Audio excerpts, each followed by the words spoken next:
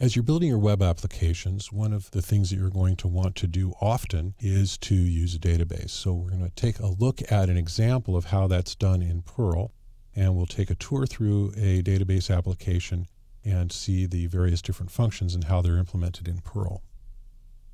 First, I want to direct your attention to the random quote application that we've been dealing with throughout this course, and you'll notice that it has this quotes.txt file, and this is a flat file database. It's a very simple form of a database, but it has fields and it has records and it has data, and that makes it a database.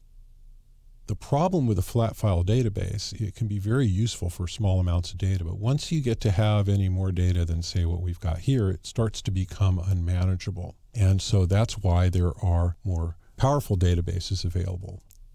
Here we have an example of a database management application that does the 4 functions of a database: create, retrieve, update, and delete. And this is a testimonials database for this web application here.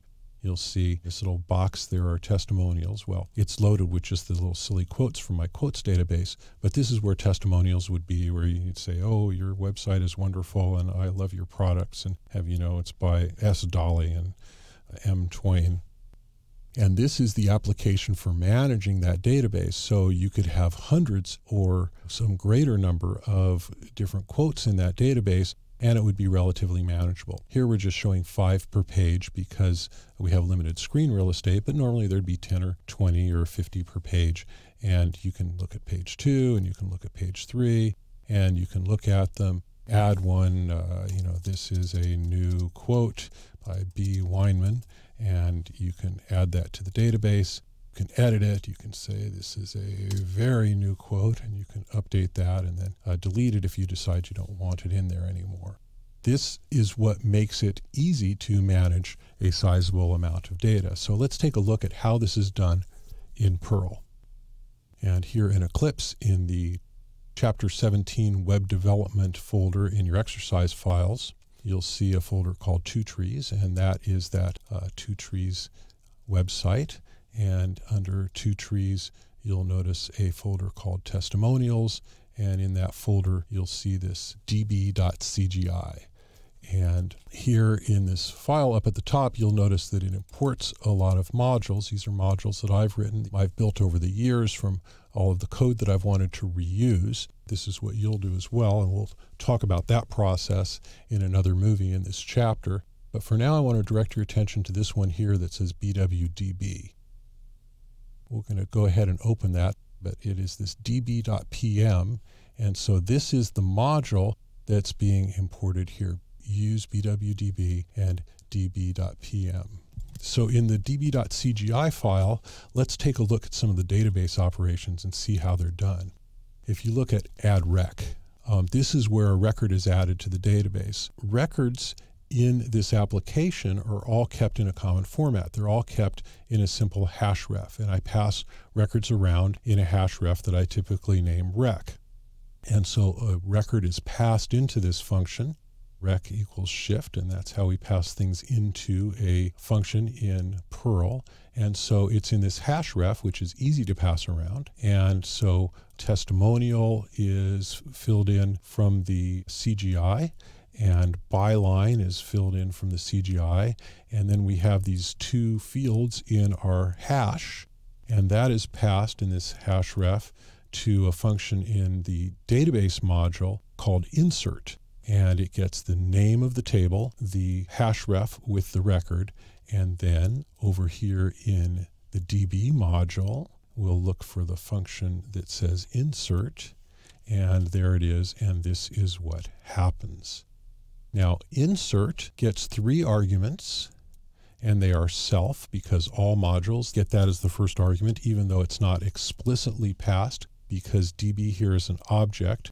When that method gets called, the first argument is going to be the reference to the object itself, which is usually called self, and then the table name, and then the hash ref with name value pairs. So I call it here NV pairs. Those NV pairs are then read in this for each loop, and so we get an array of columns and we get an array of values from the keys and the values in the NV pairs. And then that is taken and an SQL query is built out of that. And that SQL query is then passed on to the database interface, which is something called DBI, which is used for virtually all database work, well, most database work in Perl anyway. You rarely see anything that's not DBI. So here at the top, we have this use DBI, and that is what this self DBH here is actually a reference to that object.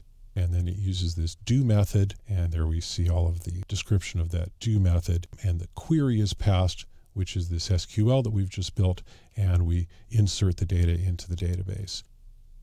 You can see the power of using an interface like this. We can do things very simply by just passing around these hash refs for all of the database operations. So that's the most complex of them. The rest of them are actually pretty simple. GetRec actually does its work with a simple database query because it doesn't need to do any complicated building of the query. It does this, and SQL select inside the DB module, it'll go ahead and create a hash ref which will have the data in the right format already. And likewise with update rec, and I tend to name them so that it's really obvious what they do.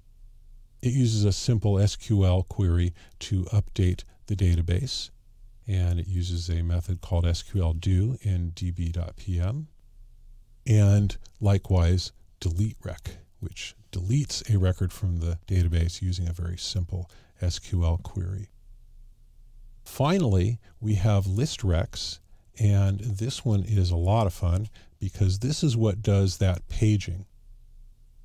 Here's the paging logic here, and we look at this on the paging function here. We have the ability to go to the next page and the next page, and so these are previous and next buttons, or we can jump directly to an individual page.